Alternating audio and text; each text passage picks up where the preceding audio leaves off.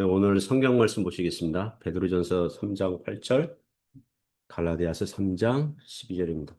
베드로전서 3장 18절입니다. 그리스도께서도 단번에 죄를 위하여 죽으사 의인으로서 불의한 자를 대신하셨으니 이는 우리를 하나님 앞으로 인도하려 하심이라. 육체로는 죽임을 당하시고 영으로는 살리심을 받으셨으니. 갈라디아서 3장 13절입니다. 그리스도께서 우리를 위하여 저주를 받은 바 되사 율법의 저주에서 우리를 속량하셨으니 기록된 바 나무에 달린 자마다 저주 아래에 있는 자라 하였습니다. 아멘. 네, 오늘 그리스도의 고난, 네, 그리스도의 고난 제목으로 하나님 말씀 증거하겠습니다. 오늘은 사도신경에서 그리스도의 고난에 대한 고백을 같이 보도록 하겠습니다. 먼저 하이델베르그 37번 문답입니다. 37번 질문. 고난을 받은 사람 말은 무슨 뜻입니까? 답변입니다. 이 땅에 사셨던 기간 내내 특히 그리스도의 생의 마지막 시기에 그가 몸과 영혼으로 온 인류의 죄에 대한 하나님의 진노를 짊어지셨으니 이는 유일한 속죄의 제물로서 고난을 당하심으로 그가 우리의 몸과 영혼을 영원한 저주로부터 구원하시고 우리를 위하여 하나님의 은혜와 의와 영생을 얻으시기 위함이었다는 뜻입니다. 흔히 예수님의 사역을 두 개의 종류로 나눌 수 있거든요. 하나는 낮아지심, 이게 낮아지심. 그리고 다른 하나는 높아지심. 먼저 그리스도의 낮아지심은 무엇을 얘기하냐면 하나님의 아들이 사람의 육신을 입으신 것부터 시작해가지고, 그죠? 하늘 보좌를 버리시고 이 땅에 오신 것부터 낮아지신 거잖아요. 그게 고난의 시작이라고 볼 수 있거든요. 그리고 이스라엘 갈릴리 땅에서 자라시고 공생의 사역을 하시면서 따르는 제자들도 있었지만 대다수의 유대인들로부터 비난과 조롱과 신성 모독과 위협을 당하시고 나중에는 불법적인 재판 받으시고 채찍 맞으시고 십자가에 못 박혀 죽으시고 장사 지낸 바 된 것 그걸 다 포함하는 거죠. 그리고 그리스도의 높아지심은요, 사도신경에 보면 나중에 고백하게 될 것인데, 그리스도의 승천과 하나님의 보좌 우편에 앉으시고, 이 땅을 통치하시고 다스리시다가 때가 되어 나중에 재림하시는 사건들을 다 포함합니다.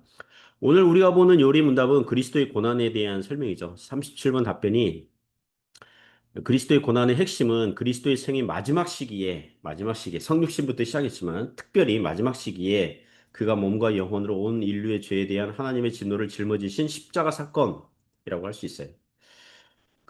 예수님의 고난받으심의 그 시간은 복음서에 나오는 고난 주간에 집중된 고난과 십자가의 죽으심만은 아니에요. 그리스도의 낮아지심, 성육신 이후로 고난받으시고 죽으시고 장사 지낸 바 되신 것을 다 포함한다고 했습니다. 자, 몇 개의 성경 구절을 보면 먼저 베드로전서 3장 18절 보시면 그리스도께서도 단번에 죄를 위하여 죽으사 의인으로서 불의한 자를 대신하셨으니 이는 우리를 하나님 앞으로 인도하려 하심이라 육체로는 죽임을 당하시고 영으로는 살리심을 받으셨으니 자, 이 구절에서 보면 예수님의 죽으심의 성격을 대속적 죽으심이란 걸 알 수 있어요. 대속적 죽으심. 예. 의인으로서 불의한 자를 대신 하셨으니 대신 죽으셨잖아요. 대신, 그 대리 형벌, 대속적 죽으심. 어떤 사람들은 예수님을 과거에 실존했던 역사적 인물이라는 것은 인정하거든요. 안 믿는 사람들도. 예를 들면 예수님을 세계 4대 성인 중에 한 분이라고 인정을 하잖아요. 어릴 적에 세계 4대 성인 배웠는데 제 기억으로 소크라테스, 공자, 석가모니, 예수예요. 소크라테스는 세상 철학의 대표자, 공자는 유교, 석가모니는 불교, 예수님은 기독교 창시자 이렇게 정했을 거예요. 제가 세계 4대 성인을 누가 주장했나? 예, 세계 4대 성인을 소크라테스, 공자, 석가모니, 예수님 이렇게 누가 주장했을까 보니까 과거에 일본 사람들이 정리했더라고요. 일본 사람이 주장한 그러니까 동양적인 왜냐하면 여기에 이슬람의 그 창시자 마호멧 무하마드 그러니까 마호멧은 빠져 있잖아요. 그러니까 동양 사람의 생각으로 그 당시 동양에는 뭐 이슬람 교도들이 없었으니까 생각 했더라고요. 그래서 일본 사람들은 그런 걸 잘 만드는 것 같아요. 뭐 4대 청왕 이게 네 명으로 뭔가 이렇게 정리하는 그런 걸 좋아하는 것 같아요. 어쨌든, 안 믿는 사람들도 예수님을 구주로 믿지 않더라도 예수님을 선한 분, 의로우신 분으로 분류를 하거든요.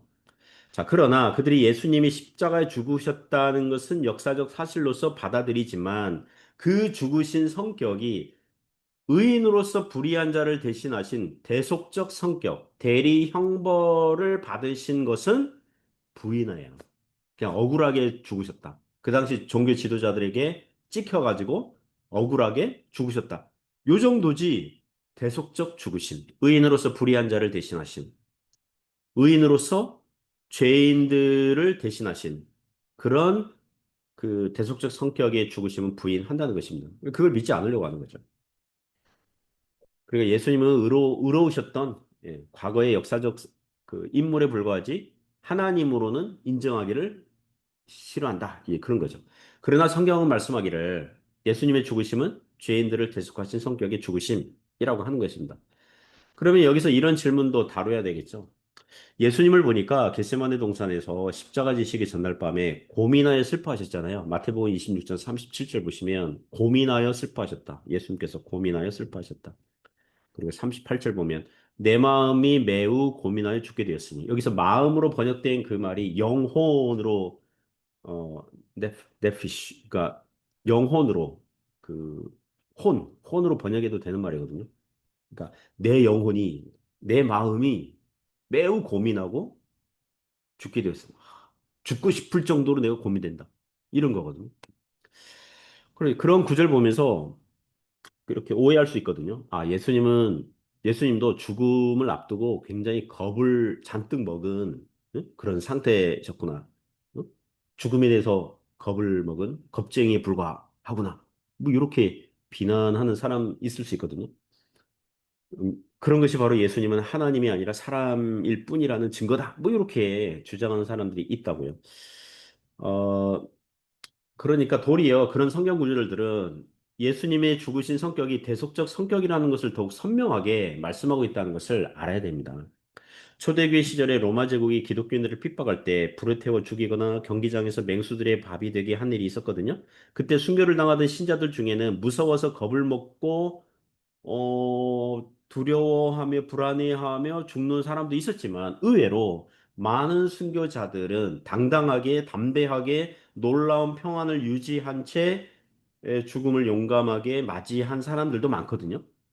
그러면 이상하잖아요. 예수님은 죽음 앞에 두려워하고 고민하고 슬퍼하고 그러셨는데 정작 예수님을 믿고 따르는 순교자들은 죽음에 대해서 용감하고 담대하게 반응하고 막 이런 차이가 생기잖아요. 이상하잖아요.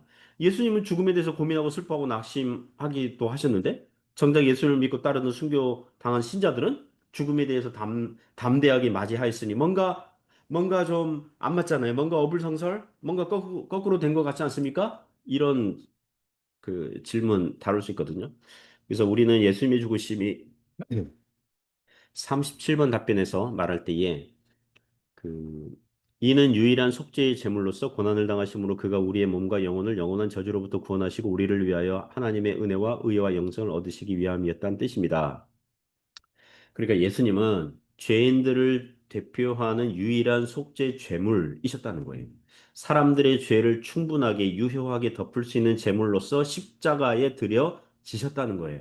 순교자들은 죽을 때 죄인으로서 죽는 게 아니라 죄 용서를 받은 의인이고 하나님의 백성이고 하나님의 자녀이고 예수님의 제자로서 죽는 것이니 하나님께서 순교자들에게 세상이 알 수 없고 줄 수 없는 평안을 공급해 주시면서 그래서 순교자들이 죽음 앞에 의외로 담대함을 보여줄 수 있었다는 거예요.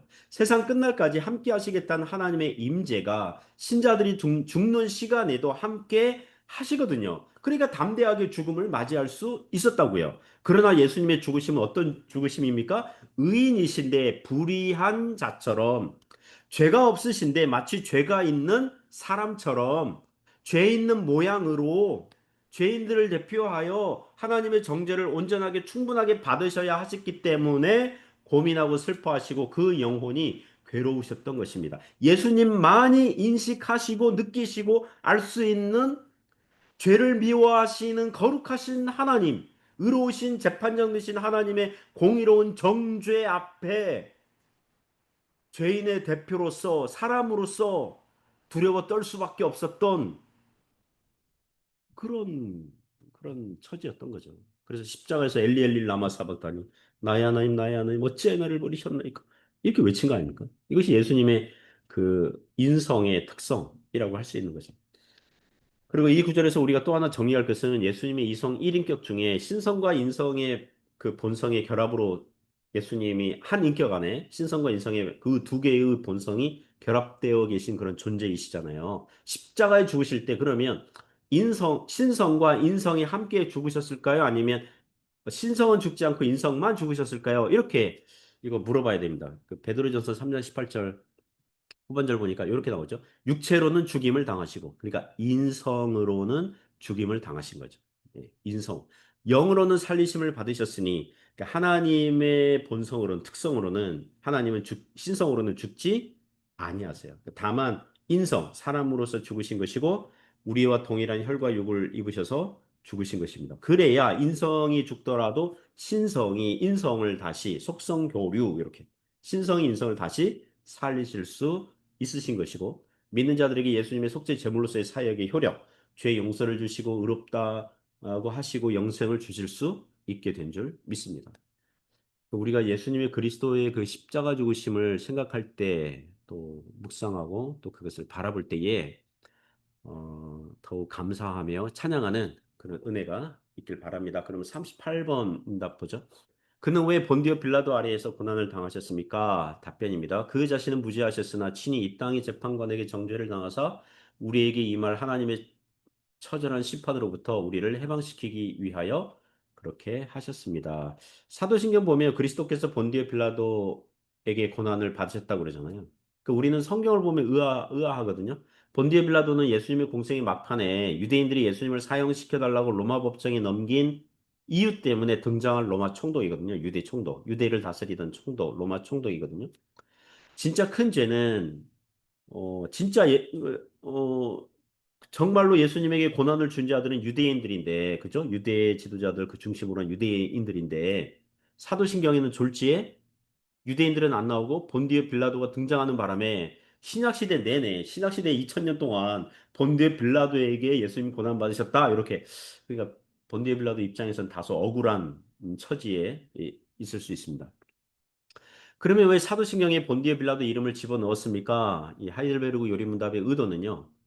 이 세상의 재판관이었기 때문에 이 세상의 재판관. 그러니까 예수님은 유대인과 이방인 모두에게 온 세상에게 죄인으로 정죄당하신 거예요. 그 당시 로마 법정이 세상 법정의 대표격이었기 때문에 온 인류가 머리를 모아서 지혜를 모아서 짜낸 것이 예수님을 죄인으로 몰아서 죽인 거예요. 그런 상징적인 성격이 있는 거죠. 나중에 예수님의 부활을 설명할 때 말씀드리겠지만 이와 같이 온 세상의 대표자가 되는 로마 법정 재판관이 사형이라고 선고한 것을 하늘 법정에서는 재판관 되신 하나님께서는 이 땅에서 이 항고한 이 땅에서 올려보낸 이 예수님을 죄인으로 정죄하여 사형 선고한 그 선고를 어떻게 했어요? 기각시킨 거죠. 그 부활하게 하신 거죠. 온 세상의 판단이 틀렸다. 이렇게 해서 부활이라는 그걸 주신 거죠. 이게 법적인 어떤 그 설명으로 보면 그렇다는 거죠. 그리고 마지막으로 39번 문답 보겠습니다. 그가 십자가에 못 박히신 것 외에는 혹시 그가 다른 죽음을 죽으셨을 경우보다 더 특별한 의미가 있습니까? 예, 그렇습니다. 십자가의 죽음은 하나님께 저주받은 것이므로 내가 당할 저주를 그가 대신 당한 것임을 그것으로 확신하게 되기 때문입니다. 39번 질문은 예수님께서 십자가에서 죽으셨는데 만일 십자가에서 죽지 아니하시고 다른 방식으로 그 스데반처럼 돌에 맞아 죽으실 수도 있으셨고 사도 야고보처럼 그 칼로 목베임을 당하셔서 죽으실 수도 있고 또는 물에 빠뜨려 이제 그 수장형 이게 죽으실 수도 있으신데 굳이 십자가에서 죽은 이유가 무엇입니까? 다른 방식으로 죽으시는 것보다 십자가에서 죽으시는 것이 그게 무슨 더 특별한 의미가 있습니까? 뭐 이런 질문이죠. 성경을 보면 예수님을 십자가에서 죽이려고 한 것은 당시 유대인들의 노림수였죠. 어떤 노림수였습니까? 모세율법에 보면요. 신명기 21장 23절 보시면 모세율법에 이런 조항이 있거든요. 나무에 달린 자마다 하나님께 뭘 받았어요? 저주를 받았습니다.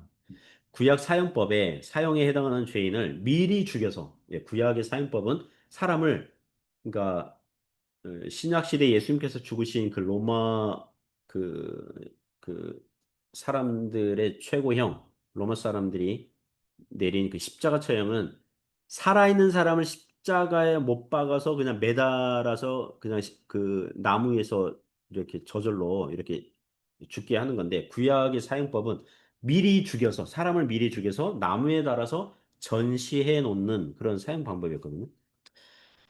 그래서 유대인들은 예수님을 스데반처럼 만일 집단으로 돌을 던져가지고 스데반처럼 만약 그렇게 예수님을 죽이면 예수님을 따르는 수많은 백성들이 있으니 그들로부터 후폭풍을 당할 수 있잖아요. 그죠? 그래서 십자가 사형 제도가 있었던 로마 법정을 빌어서 나무에 달려 죽이려고 한 거예요. 그래서 당시 로마 총독 빌라도를 충동질해가지고 예수님을 로마 황제를 대하여 반란을 일으킨 자다. 그래서 유대인의 왕이라는 죄목으로 빌라도 법정에 넘긴 거고 주저하던 빌라도를 압박해가지고 십자가 사형 언도를 받아낸 거거든요. 그렇게 하여서 유대 사내들인 지도자들이 뭡니까? 그 손에 코를 묻히지 않고도 풀 수 있었고 유대 백성들로 하여금 그 나무에 달려 죽으신 예수님 보면서 아, 예수님이 좋은 선지자 또는 그리스도라고 알고 지금까지 따라왔는데 저렇게 나무에 달려 죽으신 걸 보니까 우리가 모르는 뭔가 하나님께 큰 잘못을 행하여서 저주를 받은 자로구나. 요렇게 그 뭐랄까요? 여론 유도 그렇게 이끈 거죠. 그러나 십자가 사건은 신앙적으로 다음과 같은 유익을 줍니다. 사도 바울이 신명기 21장 23절 인용하면서 갈라디아서 3장 13절에서 이렇게 말하죠. 그리스도께서 우리를 위하여 저주를 받은 바 되사 십자가에서 죽으신 것은 하나님으로부터 저주받은 것인데 정말 누구를 위해서 그리스도께서 죄가 있으시기 때문에 저주받은 게 아니라 죄인인 우리를 대신하여 우리를 위하여 저주를 받은 바 되사 율법의 저주에서 우리를 속량하셨으니 기록된 바 나무에 달린 자마다 저주 아래에 있는 자라 하였음이라. 네, 그렇습니다. 예수님의 십자가 죽으심은 예수님께서 죄가 있어서가 아니라 죄인이 우리를 대신하여 위하여 저주를 받으신 것으로 우리를 속량, 피값으로 그리스도의 피값으로 우리를 사서 자유하게 하신 것인 줄 믿습니다. 그래서 십자가에서 죽으신 것이고요. 그래서 의미가 있어요. 그래서 십자가는 구약 시대의 저주의 상징이었지만 신약 시대 예수님 안에서 우리를 속량하신 은혜와 감사의 상징과 표시가 된 것입니다. 그래서 사람들이요, 그 십자가 목걸이도 하고 막 그렇게 하잖아요. 옛날 사형틀이었는데. 그러나 예수님 덕분에 그게 은혜의 표시가 된 거죠. 그러므로 사랑하는 성도 여러분, 오늘도 주님의 그 구원의 은혜를 붙들고 믿음으로 살아갈 수 있기를 주님의 이름으로 축복합니다. 기도하겠습니다. 하나님 아버지 감사합니다. 우리를 대신하여 십자가에 죽으신, 그래서 우리를 속량하신 그 하나님을 오늘도 감사하며 믿음으로 붙들며 따라갈 수 있도록 역사하여 주옵소서. 예수님 이름으로 기도드립니다. 아멘.